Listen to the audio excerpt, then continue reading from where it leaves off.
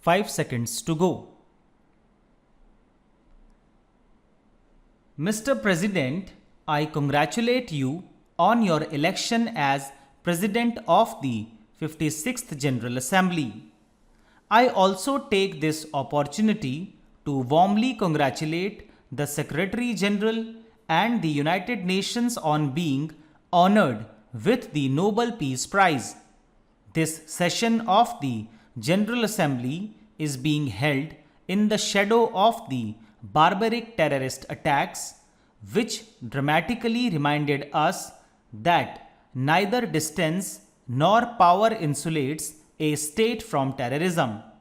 They represented an arrogant rejection of the values of freedom and tolerance which democratic and pluralistic societies cherish. Even while uniting the nations of the world in their grief, this terrible tragedy has created the opportunity to fashion a determined global response to terrorism in all its forms and manifestations wherever it exists and under whatever name. We in India know from our own bitter experience that terrorists develop global networks driven by religious extremism. Their operations are supported by drug trafficking, money laundering, and arms smuggling. Some states follow a policy of sponsoring and sheltering them. They can only be countered through closely coordinated efforts of the international community. The United Nations Security Council resolutions are steps in the right direction, but it requires firm political will of the freedom-loving world to implement them rigorously. The two crucial elements in this would be strict curbs on sources of financing for terrorists and denying them safe havens from training, arming, and operation. We must firmly rebuff any ideological, political, or religious justification for terrorism. We should reject self-serving arguments seeking to classify terrorism according to its root causes and therefore justifying terrorist action somewhere while condemning it elsewhere. Those that advance these arguments should explain what the root causes of the brutal acts of September 11 were.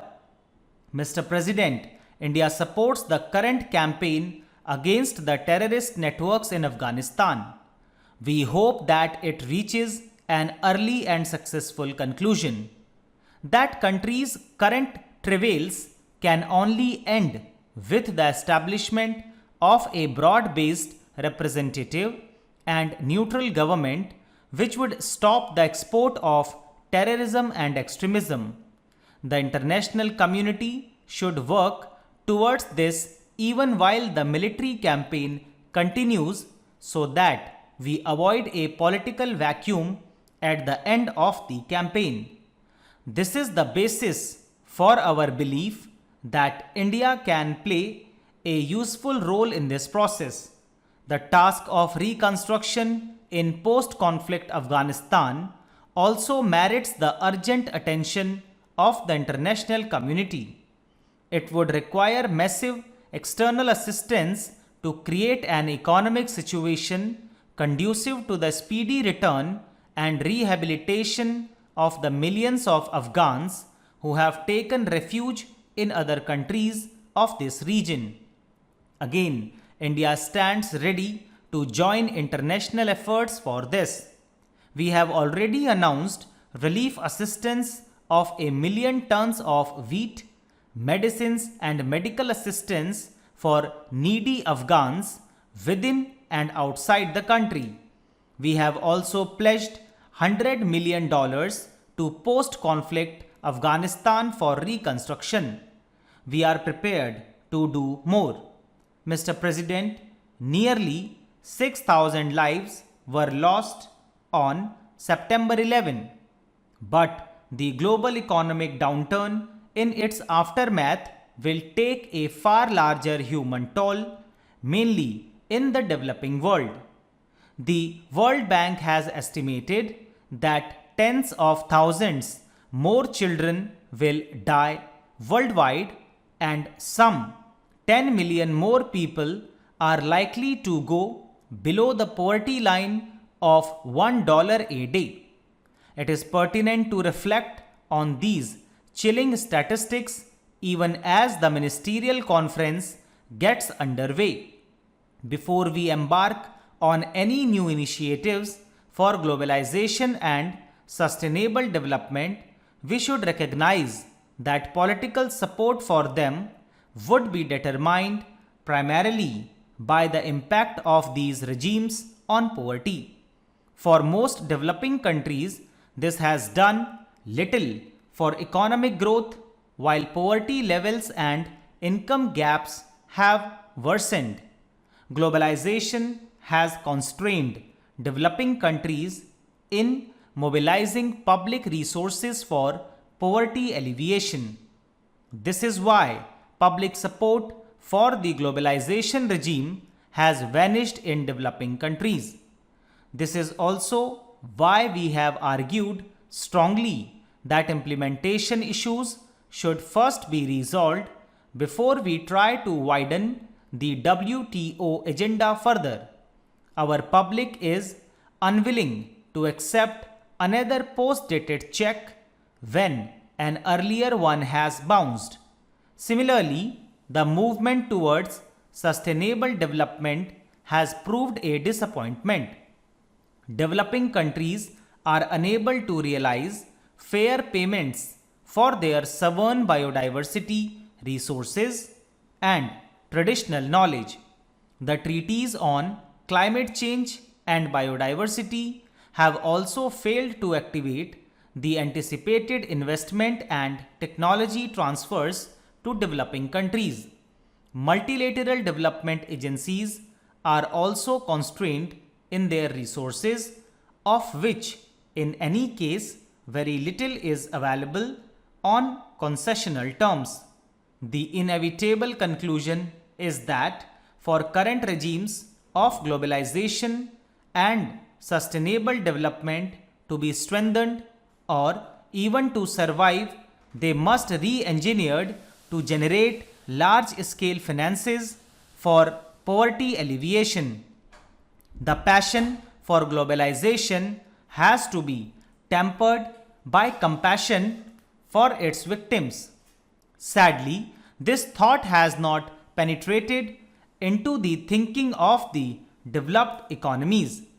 Their actions also do not reflect the realization that there cannot be a sustainable revival of their own sluggish economies unless the globalization and sustainable development priorities are reoriented and anchored in the developmental needs of two-thirds of the global population. A year ago, I had suggested in my speech to the US Congress a comprehensive global dialogue on development. The aim of such a dialogue would be to address the highly unstable situation in which one-third of the world's population lives in luxury and condemns the remaining two-thirds of poverty and want. It is a fertile breeding ground for political unrest, economic chaos, and social fractures. India would be happy to coordinate this dialogue with the immediate objective of mobilizing resources for poverty alleviation programs in developing countries.